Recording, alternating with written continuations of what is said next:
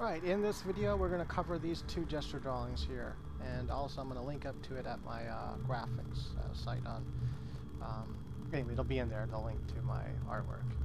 Right, so first thing I do is I work on a grid, and the reason why I work on a grid is for I could just kind of gauge the size of everything, because I tend to oversize certain things, but the grid makes me keep in line, so it's, you know, if you want to set up your grid in Photoshop you can. And so then I start off making, you know, just basic skeleton, you know, just the wire frame, so to speak. You know, and really here I'm going for flow lines, I'm going for movement, I'm going for style more than anything else. And so if you've already watched my other videos on my website, go to my website there if you haven't, and I have a bunch of free videos to watch on my website there at digitalcanvas.net16.net. Just click on the link in the description and go check out the free videos. I got painting videos, drawing videos, photo manipulation videos. It's really cool. And I also got free really cheap videos too for instant download for better, higher resolution, and some cool stuff. Anyway, check it out.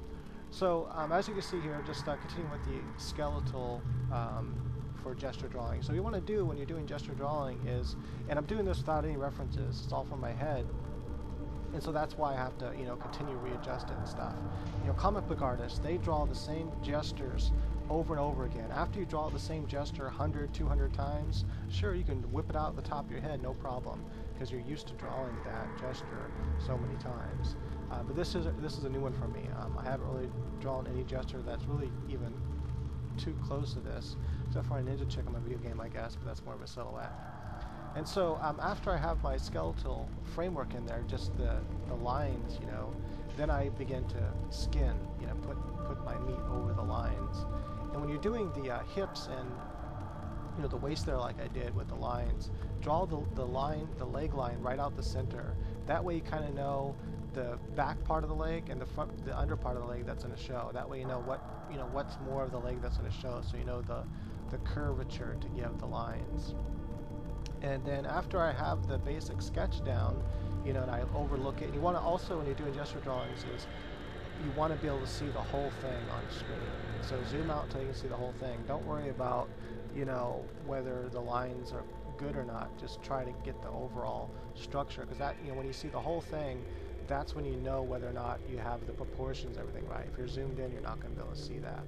Once you have the, you know, outline, then you can go to hue and saturation, adjust the color and brightness and everything and then make another layer on top of it and start drawing over that. You know, this is where you go for your stylistic line work. You know, start fixing everything up. You might even want to do 3 steps where you do a kind of a fixer up here and the best you can, and then do one final one over that sketch, and that will be your final line art, which you might want to do in Illustrator or something. But I'm just doing quick sketch painting things here with this, so there's no need to do that.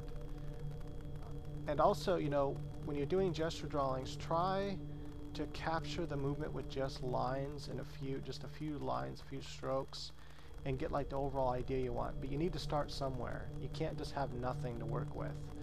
You have an idea kind of in your mind how the person's supposed to look. Now, the hard part is getting that on paper. And so if you start with a skeleton, you know, at least you have something to work with, something to your imagination can look at and go, okay, I got a skeleton to work with now.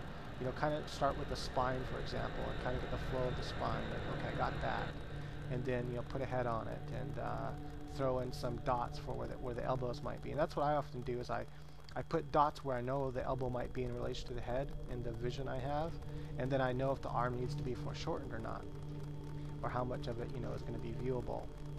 So like you see her right arm there, mostly just her shoulder and elbow is viewable, but her bicep is very foreshortened because it's going back away from us. So just kind of, you know, do the dots for your knee and stuff too, and so you know, like, you know, if it's going to be foreshortened or not. And then, like I said before, doing those lines down the center lets you know whether or not more the front part of the leg or the back part of the leg is visible there.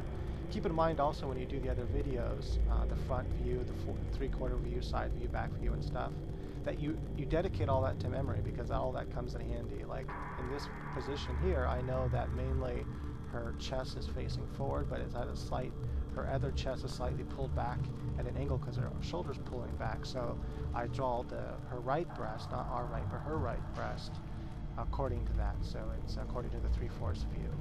And then the other breast is according to the front view because it's, that part of it's facing forward.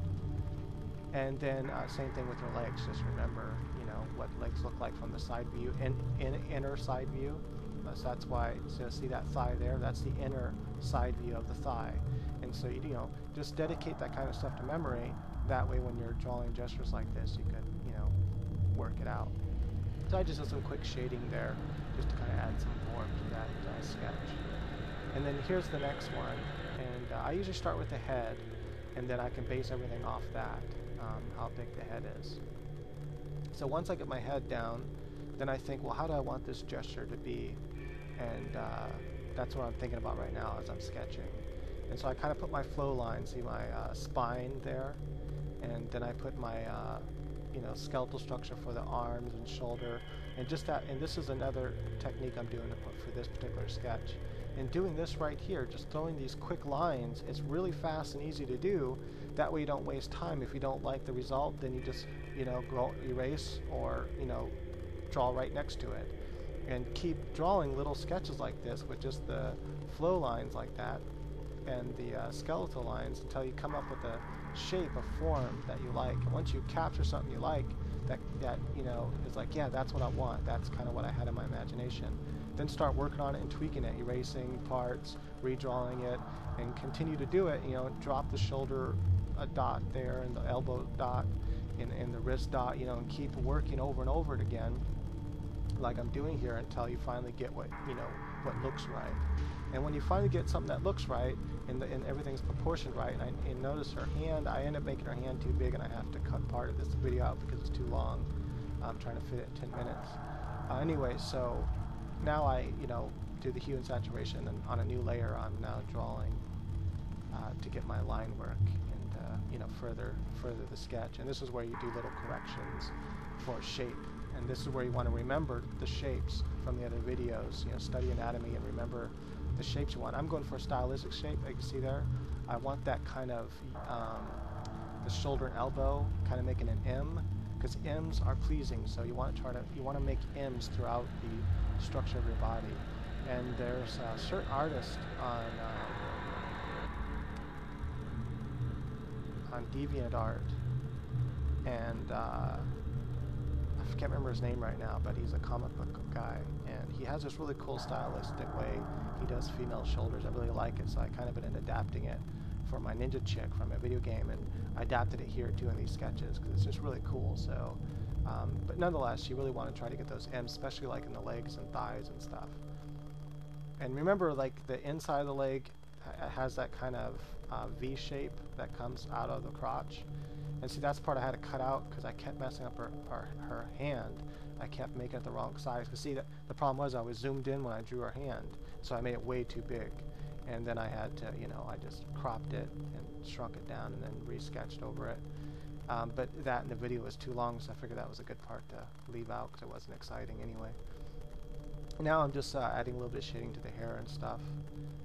And so hopefully you can learn something from this because, really, gesture drawing at first is really difficult because you're trying to build up your mind. And so the more you draw, you're building up mind patterns. The more you draw the front view, side view, 3/4 view, just keep practicing those views. They might be boring, but keep practicing them. And your brain builds up image maps, and it starts to use that. And then after a while, you'll be able to, vary it a little bit.